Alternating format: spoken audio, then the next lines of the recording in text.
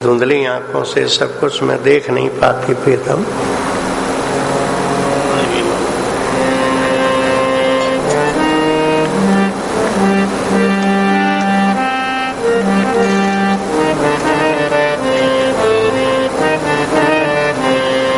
इन धुंधली आँखों से सब कुछ मैं देख नहीं पाती प्रियतम।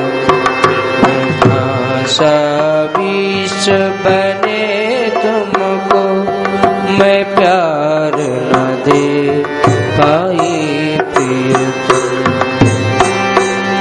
था खेल मनोहर वह जिसमें गुरुदेव बने तुम थे प्रियतम। करने बैठी हूँ अब पूजा प्राणों में बिता लिए प्रियतम।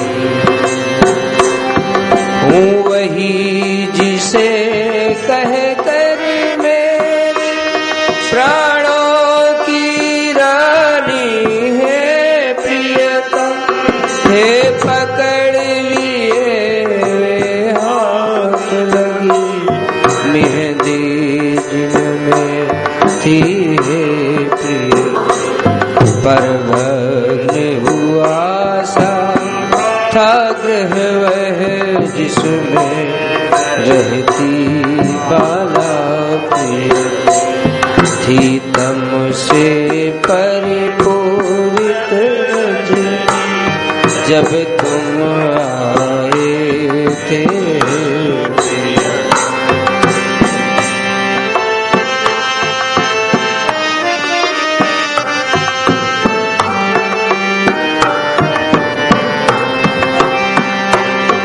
दीपक तक नहीं वहाँ था कुछ कण थे रज के बिखरे प्रियतम। गोबर मिट्टी से यद्यपि थी अवनी लिपि पोती थे सब कपाट टूटे गवा चुके तथा द्वार के भी वह पवन धूलि भर कर दुकुल में लाया करता था।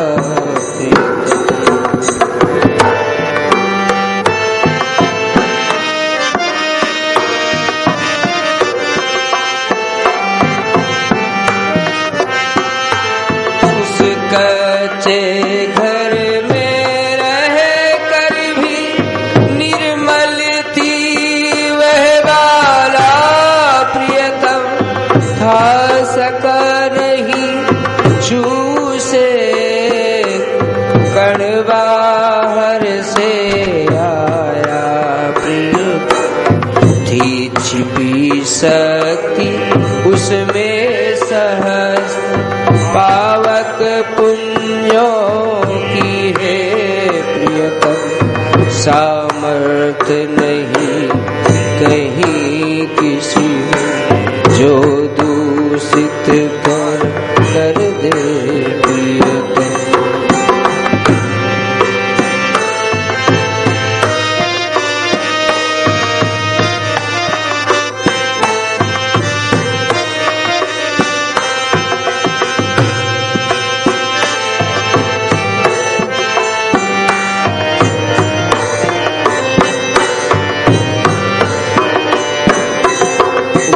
पथ से जो जाते पाते परदेश भग्न ग्रह की प्रियतम। अवकाश कहाँ किसको था जो भीतर जाकर देखे प्रियतम। है मात्र खंडहर ही प्राय सबके मन में आता प्रियतम। वे तेरा ही था लगा ध्यान उनका पथ पर अपने दिया। जय जय प्रियतम, जय जय प्रियतम, जय जय प्रियतम, जय जय प्रियतम।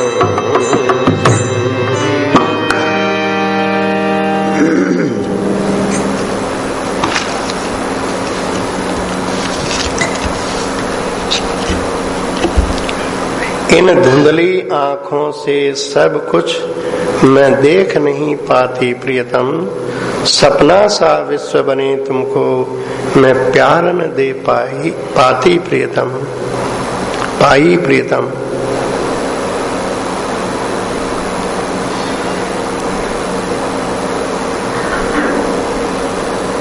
सामने प्रियतम को प्रत्येक बात सुनाती हुई, संबोधन करती हुई बात कह रही है। इन धुंधली आंखों से, क्या धुंधली आंखें हैं? नहीं, बड़ी पैनी दृष्टि है। फिर क्यों कहते हैं धुंधली आंखें? प्रेमियों ने कहा है, देखे बने न देखते, बिनु देखे अकुलाए। जब सामने होते हैं तो आंखों में प्रेमाश्रु छलक आते हैं, और जब नहीं देखते हैं तब भी आंसू छलक आते हैं। तो आंसू भरी आंखों से आंखें धुंधली हो जाती है, ठीक ठीक नहीं देख पाती। दूसरा ये भी है, कोई भी प्रेमी कभी ये समझ ही नहीं पाता है कि मैं सब कुछ जानता हूं। उसको ऐसा ही लगता है कि मुझ में तो प्रेम का कण भी नहीं है। चराचर विश्व में अपने प्रीतम को देखने वाली बाबूजी कहते हैं, अति आश्चर्य बदल दी तुमने मेरी दृग पुतली प्राणेश। सर्वत्र वही वही दिखाई दे रहा है, तो असीम प्यार उमड़ता है उनको उनकी रसमयी अर्चना करने के लिए। पर अनुभव होता है,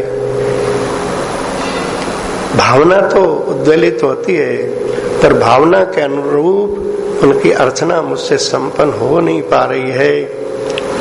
सपना सा विश्व बने तुमको मैं प्यार न दे पाई प्रीतम। ये प्रेम की टीस हर एक प्रेमी में बनी रहती है। था खेल मनोहर वह जिसमें गुरुदेव बने तुम थे प्रियतम। श्री कृष्ण ही नीलम के पिंजड़े के रूप में, अर्थात बाबूजी के रूप में बाबा के सामने गुरु पद स्वीकार करके लीला कर रहे हैं। बाबा ने अपने एकांतिक पत्रों में बाबूजी के लिए लिखा है, मुझे आपकी जगह चलता फिरता एक नीला नीला तेज दिखाई देता है। कभी कभी आपका यह पांच भौतिक शरीर दिखता है। और कोई ऐसी बात कहने वाला होता तो शायद कह देते मैं ऐसा नहीं हूं, तुम्हारी भावना है। पर बाबा को उत्तर देते हैं, आप इसे पांच भौतिक देखते ही क्यों हैं? अर्थात स्वीकार करते हैं कि यहाँ श्री कृष्ण के अतिरिक्त कुछ बचा नहीं है। बाह्य और अंतर दोनों श्री कृष्णमय है। तो कहते हैं कि वो खेल कितना मनोहर था, मनोहारी था कि जब आपने गुरुपद स्वीकार किया तो किसी भी कृतज्ञ हृदय का एक स्वभाव होता है कि मैं इनकी क्या सेवा करूं। इतने महादानी की इतना अधिक स्नेह प्यार उड़ेलने वाले की मैं क्या सेवा करूं। तो सेवा के लिए जी मचलता रहता है।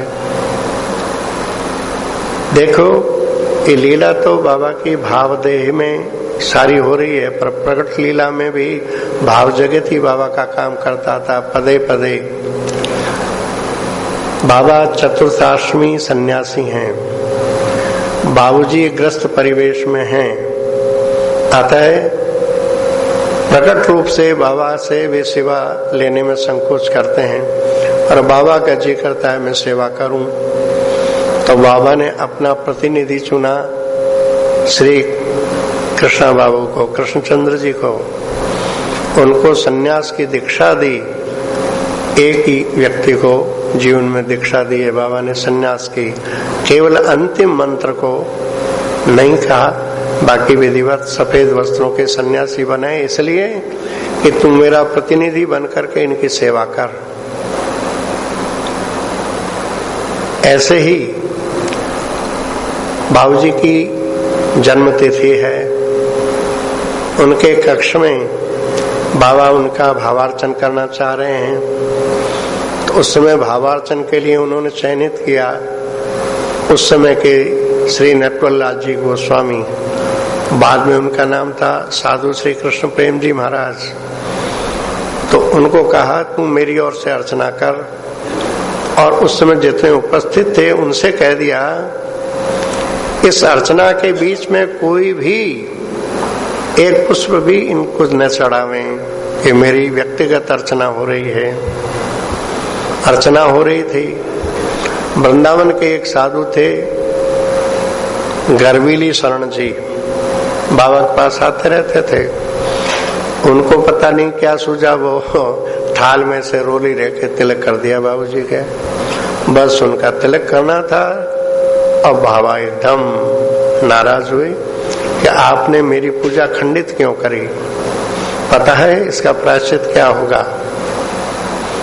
मैं सदा सदा के लिए चला जाता हूँ श्री गोवर्धन आजीवन परिक्रमा करूंगा इसके प्रायश्चित रूप में। कह तो दिया, अब विचार आया कि मैं तो इनके साथ वचनबद्ध हूं, तो गिरिराज जी में कैसे जाऊं। तो लगा भगवान गिरिराज जी तो सर्वत्र हैं, प्रकट लीला में भलाई वे स्थूल रूप से वहां हैं, लेकिन वे भगवान है ना, जाओ उनको आवाहित करोगे वहीं आ जाएंगे। तो कुटिया के सामने ही रात्रि में गिरिराज जी की भावना से स्थापना की, जगह का नापतोल हुआ, स्थान निर्धारित किए गए। राधा कुंड है, गोवर्धन है, आन्योर है, जतिपुरा है, ये 4 विश्राम स्थल बाबा के। बाबा के गिरिराज जी में श्री राधा कुंड दक्षिण दिशा में है और ब्रज में गिरिराज जी में श्री राधा कुंड उत्तर दिशा में है। तो ठाकुर से घनश्याम जी ने कहा बाबा वहां तो उत्तर दिशा में, आपके यहाँ आपने दक्षिण दिशा में कैसे। बाबा ने कहा भैया बरसाने से आने वाले को किधर पड़ेगा। हाँ, बरसाने आने वाले को तो दक्षिण ही पड़ेगा। तो मैं तो रोज बरसाने से आती हूँ ना परिक्रमा करने, ये उत्तर था उनका। अर्थात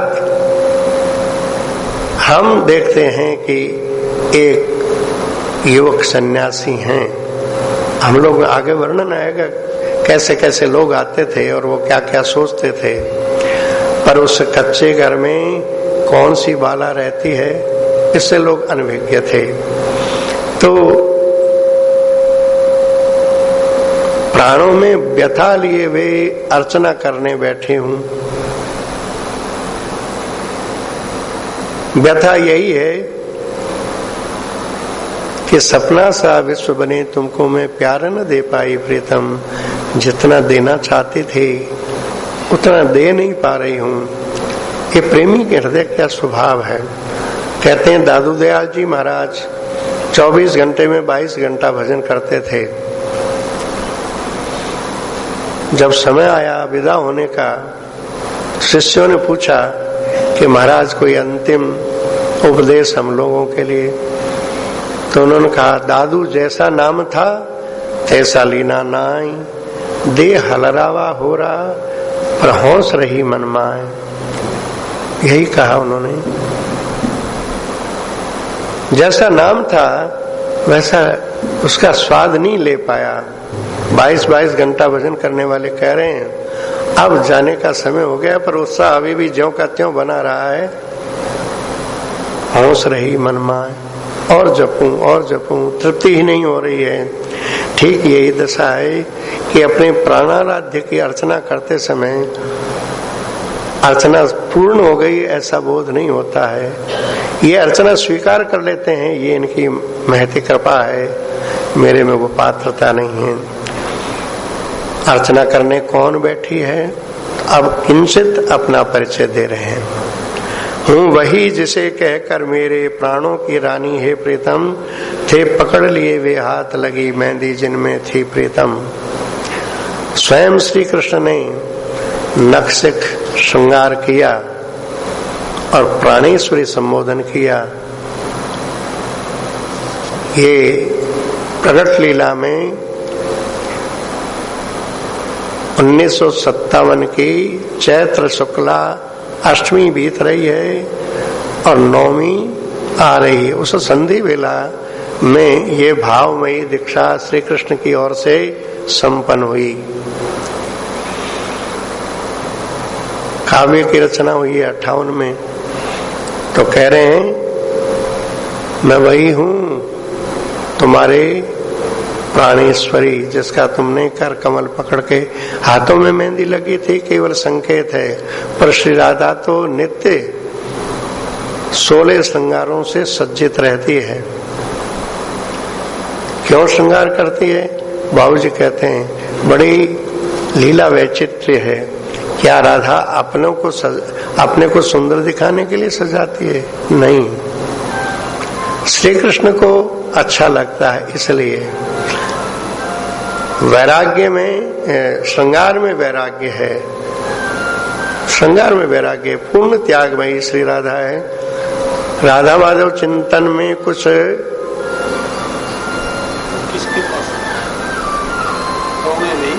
भैया मोबाइल बंद रखो तो अच्छा है। हाँ, मोबाइल बंद रखो तो अच्छा है। भावधारा टूटती हो।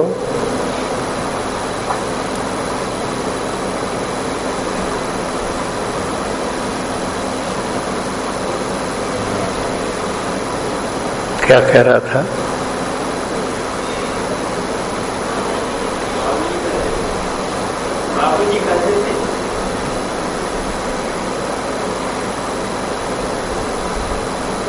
क्या कहते थे?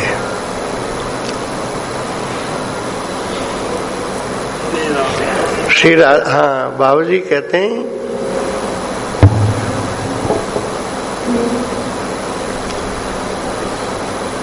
प्रेम मूर्ति श्री राधा आई जग को त्याग सिखाने आज। राधाष्टमी पर पद गाते हैं हम लोग। प्रेम मूर्ति श्री राधा आई जग को त्याग सिखाने आज। श्री राधा को यदि किसी भाग्यवान को दर्शन हो तो श्री राधा की साज सज्जा, श्रृंगारमयी साज सज्जा, कोई विरागनी राधा नहीं है, श्रृंगारों से सुसज्जित परम सौंदर्य के अधिष्ठात्री, पर उसके भीतर किस प्रकार का त्याग है उसको यदि कोई सपने में भी जरा सा भी छू लेवे तो उसका अंतःकरण इतना जगमग जगमग करने लग जाए निर्मलता से कि जिसकी कल्पना नहीं। वो अपना परिचय देती है, हूँ वही जिसे कहकर मेरे प्राणों की रानी है प्रीतम, थे पकड़ लिए वे हाथ लगी मेहंदी जिनमें थी है प्रीतम। पर भग्न हुआ सा था ग्रह वह जिसमें रहती बाला प्रीतम, थी तम से परिपूरित रजनी जब तुम आए थे हे प्रीतम। बाबा अपने इस शरीर के लिए कहते हैं कि जब तुमने प्राणेश्वरी कह करके हाथ पकड़े थे उस समय तुम्हारा और मेरा अवतरण जिस भूमि पर हुआ, जिस भवन में हुआ, वो भवन भग्न हुआ सा था। वो भग्न हुआ सा था, अर्थात बाबा का ये शरीर स्वस्थ नहीं रहता था, आदि व्याधियां उसके साथ लगी हुई थी, और कच्चा घर तो है ही। ये शरीर पंच तत्वों से रचित शरीर, कच्चा घर तो है ही। इतने पर भी वो कच्चा घर होते हुए भी बड़ा पावन है। जैसे गोबर मिट्टी आदि से लेप करके किसी जगह को स्वच्छ कर दिया जाता है तो कितना वो पवित्र स्थल माना जाता है पूजा अर्चा के लिए। इसी तरह से ये घर था तो कच्चा पर बड़ा पावन घर था। वहां की धरती गोबर मिट्टी से लिपि पोती रहती थी, अर्थात बाबा का ये शरीर आचार विचार की दृष्टि से इतने कठोर व्रतों का पालन करने वाला था। तपः पुंज उनका जीवन था। पर कहते हैं हे प्रीतम, जब तुम पहले पहले आए थे ना तो तुम्हारी पूजा करने के लिए मेरे पास दीपक भी नहीं था। दीपक, ये सामान्य दीपक की बात नहीं कह रहे हैं, उस दीपक की बात कह रहे हैं कि जो ये प्रकृति के तीनों गुण है ना, सत्व रज तम, इससे आगे जब तुरीय अवस्था की स्थिति होती है उस समय शुद्ध सत्व का विशेष प्रकाश होता है, जिसका संकेत ग्रंथों में इस तरह से किया गया है। यो निर्द्वेष्टि कुशलंकर में कुशले नानुसज्जते त्यागी सत्व समाविष्टो मेधावी छिन्न संशय। ऐसी एक प्रखर परम सत्व की स्थिति होती है, वही दीपक है जो परमार्थ को आलोकित करता रहता है। तो क्या बाबा के जीवन में वो ऐसा आलोकित दीपक नहीं था क्या? नहीं, ये बाबा का परम दैन्य बोल रहा है कि कैसे तुम्हारी अर्चना करूं, नई वस्तु कुछ भी ऐसी जिससे तुमको मैं दूं रसदान, जिससे तुम्हें रिझाऊं, जिससे करूं तुम्हारा पूजन मान।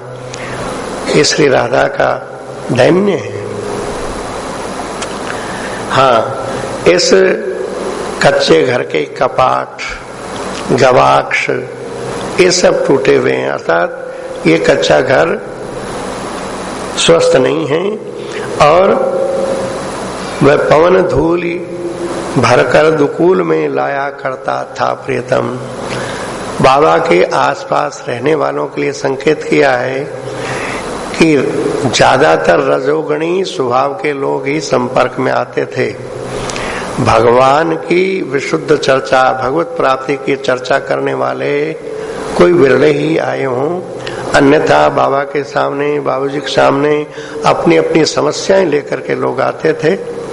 यही मानो रजोगुण रूपी धूल जो है वो झोली में भर भर के लाते हैं, पर बाहर से आया उस रज का एक कण भी उस बाला का स्पर्श नहीं कर रहा है, छू नहीं पा रहा है, क्योंकि उस बाला में सहस्त्र पावक पुंजों की उज्ज्वलता, निर्मलता, ज्योति भरी हुई है।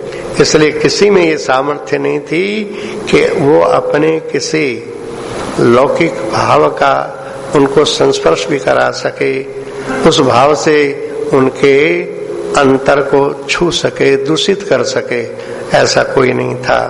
हाँ, इतनी बात जरूर थी कि बाला तो अपने प्रियतम के साथ निरंतर घुली मिली है वहां पर बाहर से देखने वालों को लगता है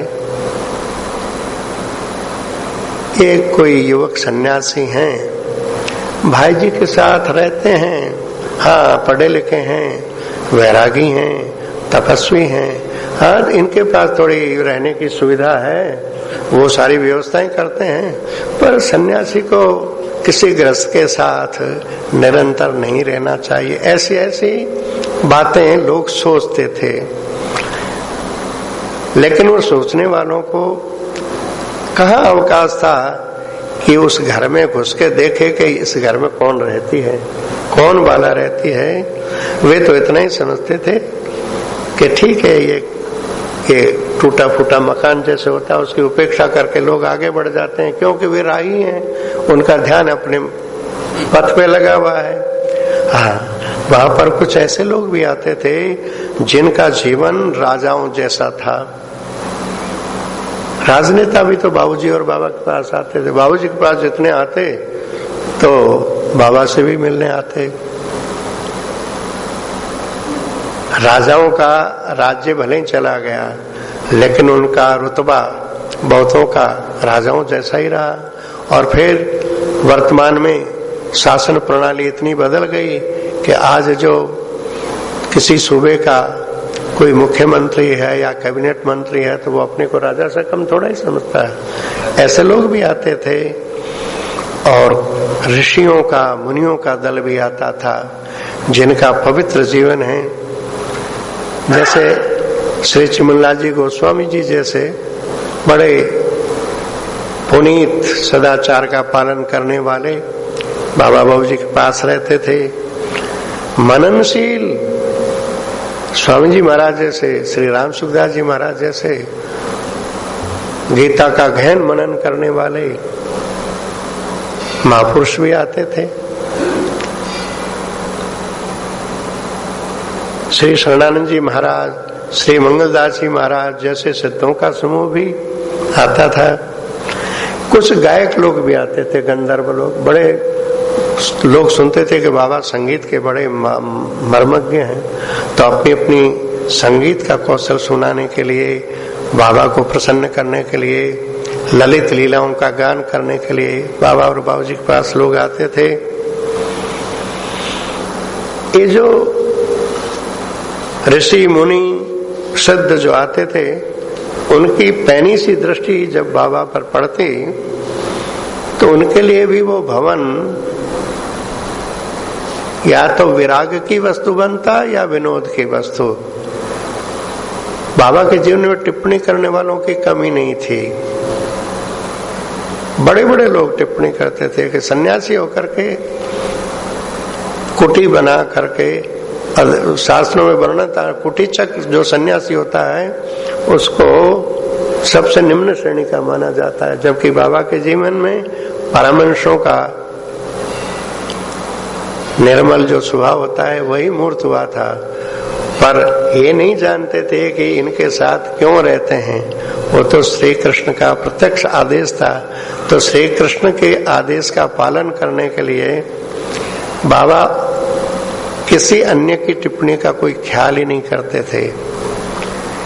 बाबा के सामने हरिवल्लभ दादा पद सुनाते थे। हिलक के पदों में एक पद है, एक गोविंद चंद के कारण बैर सबन सो ठान्यो। गोपी कहती है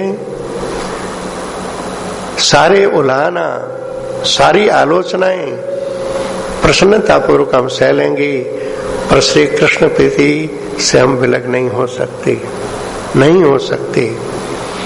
ऐसे ही कहने वाले कुछ भी कहें, बाबा का दृढ़ नियम।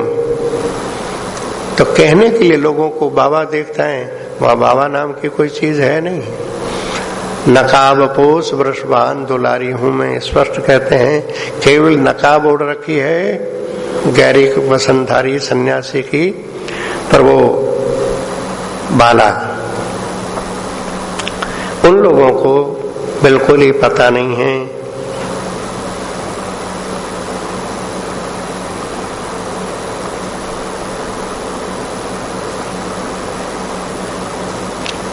कहते हैं कुछ ऐसे लोग भी बाबा के साथ रहते थे। विहंगम का स्वरूप बताया। विहंगम जो होता है आकाश मार्ग से चलता है, उसकी गति धरती पर चलने वालों की अपेक्षा तेज होती है। तो कुछ ऐसे सुधे हुए साधक भी बाबा के पास रहते थे, पर वे सभी प्राय गृहस्थ थे। गृहस्थ थे जैसे पक्षी अपने घोंसले में रहते हैं और अपने परिवार के साथ रहते हैं। ऐसे ही बाबा के साथ में कुछ अच्छे साधक थे, पर वो प्राय सभी गृहस्थ थे। उनकी सहचरी भी उनके साथ थी, उनका संसार अलग था। वे सब सोए हुए थे। किस बात से? यहाँ कौन सी बाला रहती हैं, इस बात से अनभिज्ञ थे। मानो सोए हुए थे। किसमें सोए हुए थे? बोले अज्ञान रूपी रात्रि में। ये अनजानकारी अज्ञानित तो अज्ञान रूपी रात्रि में। और कहते हैं कि वो रात्रि ऐसी नहीं थी कि जो 4 पैर वाली हो, 4 पैर बाद सूर्योदय हो जाए। पंडित जो सच्चे पंडित है, अज्ञान रूपी रात्रि को अनादि कहते हैं। अनादि रात्रि है वो। उस रात्रि का अंत उसी के जीवन में होता है जो हे प्रीतम तुम्हारी करुणा कृपा का भाजन बन जाए, और जो एक बार तुमको देख ले उसके लिए फिर वो रात्रि सदा के लिए निश्शेष हो जाती है। इसलिए वे बेचारे विहंग सोए हुए थे, पर वो बाला निरंतर जगती थी। उस बाला के जीव ने एक क्षण भर के लिए भी नींद नहीं आई। इसका अर्थ हम जैसे सोते हैं, क्या इस तरह से बाबा कभी सोते नहीं थे? सोते थे। ये नींद के लिए संकेत नहीं है। अज्ञान रूपी निद्रा एक क्षण के लिए भी उस बाला को नहीं आई। या निशा सर्वभूतानाम तस्याम जागृति संयमी यस्याम जागृति भूतानि सा निशा पश्यतो मुने। जिस सांसारिक सुखों में, विषयों में, व्यवहारों में ये जीव समुदाय जाग रहा है, उसके लिए रात्रि क्या है? परमानंद स्वरूप जो उनका है, जीवात्मा का जो सच्चिदानंदमय स्वरूप है, वो उनके लिए रात है। और जो सिद्ध मुनि है उनके लिए ये व्यवहार रात है। इसलिए वो बाला सदा जगती थी और जगती ही नहीं थी। उसकी आंखें निरंतर झरती रहती थी। उसके पास कोई नहीं था जो उसका आंसू पोंछ सके। बाला निरंतर उनकी आंखें निरंतर झरती रहती थी। आगे जगह जगह पर इसका संकेत मिलेगा। भाव हमेशा विगलित होता रहता है और ज्ञानी निरंतर हंसता रहता है। ज्ञान के आलोक में ब्रह्मानंद का अनुभव करने वाला निरंतर प्रसन्न चित्त रहता है। ब्रह्मभूत प्रसन्नात्मा न सोचति न कांक्षति समय सर्वेषु भूतेषु मद्भक्तिम लभते पराम। गीता जी में कहते हैं ब्रह्मभूत हो जाने से प्रसन्न आत्मा हो जाता है, प्रशांत आत्मा हो जाता है, पर न कोई इच्छा रहती है। सर्वत्र एक ब्रह्म सत्ता का ही दर्शन करता है। इतनी निर्मल भूमिका जिस अंतःकरण की होती है, उसमें से किसी किसी को मेरी पराभक्ति की प्राप्ति हो जाती है। ज्ञानोत्तर कालीन भाव राज्य में उसका प्रवेश हो जाता है। तो ये बाला का स्वभाव ये भाव निरंतर वो बहते रहते थे। झरझर बाबूजी का चित्र टंगा है वहां समाधि पर, देखिए हाथ जोड़े हुए, आंखों से अश्रु टपक रहे हैं। ये क्या कोई खेद के अश्रु है? नहीं, वो प्रेम भरा हृदय छलकता रहता था। बाला प्रीतम की प्रतीक्षा में निरंतर अश्रु प्रवाह करती रहती है।